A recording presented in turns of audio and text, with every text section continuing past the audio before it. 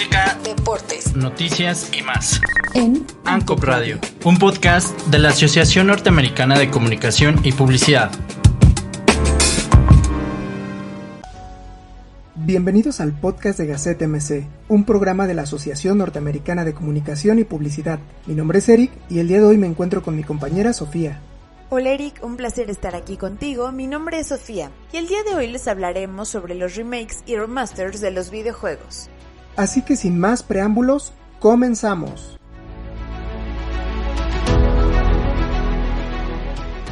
Actualmente vivimos en la era de los remakes o remasters basados en videojuegos clásicos como el Resident Evil, Medieval o Dead Space. Al jugar un videojuego por primera vez se tiene una sensación de novedad, ya que nunca se vio antes. Pasa el tiempo y mejoran los gráficos. No son iguales los gráficos de 2023 a los de los 90s. Solo hay que comparar los gráficos del God of War de 2005 a los gráficos de God of War Ragnarok que salió en 2022. O sea, nada que ver.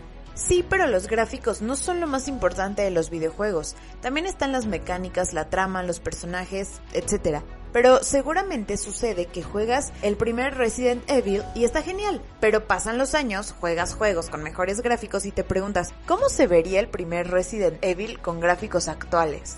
Creo que muchos nos hemos preguntado eso alguna vez, y el remaster del primer Resident Evil estuvo épico. Hay franquicias de videojuegos que han tenido varios juegos a lo largo de los años y eso permite ver una mejora de gráficos al paso del tiempo. Se vio en juegos como Tomb Raider, Crash Bandicoot y Mario Bros. Pasa el tiempo y mejoran sus gráficos. Sin embargo, actualmente hay varios remakes de videojuegos y responden las preguntas de cómo sería un juego clásico en tiempos actuales. Pero con tantos remasters y remakes, se puede creer que hay una falta de creatividad por parte de los desarrolladores, ya que rehacen algo que ya está hecho, ya sabes, la nostalgia siempre vende. Creo que depende de cómo se haga un remake, ya que el remake es la oportunidad perfecta para poder contar una historia que ya se conoce de diferente forma. Así como sucedió con el remake de Resident Evil 2, cambió sus mecánicas y ángulos de cámara, sin cambiar mucho la historia que ya nos habían contado. Más que añadirle detalles, todo esto hizo que la gente le gustara este remake. Por ejemplo, el remake de Resident Evil 3 no gustó mucho, principalmente porque cortaron secciones que estaban en el original y Nemesis no se sentía como amenaza real, a diferencia del original, pero estos errores ayudan a las desarrolladoras a saber lo que les gusta y lo que no a los fanáticos. Además de haber remakes y secuelas de videojuegos, están los videojuegos hechos de forma independiente, hechos por fans o estudios independientes. Son estudios que experimentan cosas nuevas, quizás se inspiren en algunos videojuegos famosos, pero todo lo demás es creatividad y originalidad al 100%, tales como Limbo, Sifu, Unpacking, Tinykin, Aeterna Noctis y Stray. ¡Ay sí! Stray se debería llamar Michi Simulator.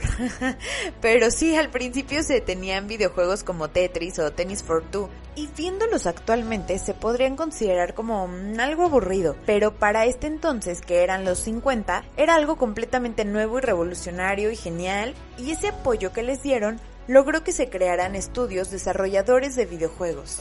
Hubo videojuegos que llevaron al límite a las consolas y marcaron la historia en el mundo de los videojuegos. Super Mario 64, que se estrenó en 1996, abrió la puerta para hacer juegos en 3D y no solo en 2D. Metal Gear Soldier 3, Snake Earth, que salió en 2004, creó un espacio enorme y con cinemáticas que parecían que venían de una película en el cine. Incluso el primer Silent Hill de 1999, los desarrolladores querían introducir varias cosas que la PlayStation 1 no podía soportar. La principal era la carga en los escenarios, y para que no se notara, incluyeron niebla. Así se ocultaba el rendimiento del escenario y daba una sensación de sentirse desorientado.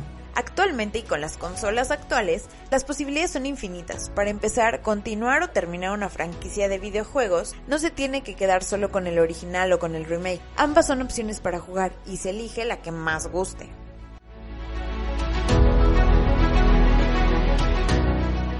Se nos ha acabado el tiempo en este breve espacio, pero recuerden que tenemos muchas noticias e información para ustedes aquí en Gaceta MC. No olviden seguirnos en nuestras redes sociales, en Facebook, en Twitter y en Instagram como @GacetaMC. Fue un placer estar con ustedes. Mi nombre es Eric y junto con mi compañera Sofía les agradecemos por escucharnos.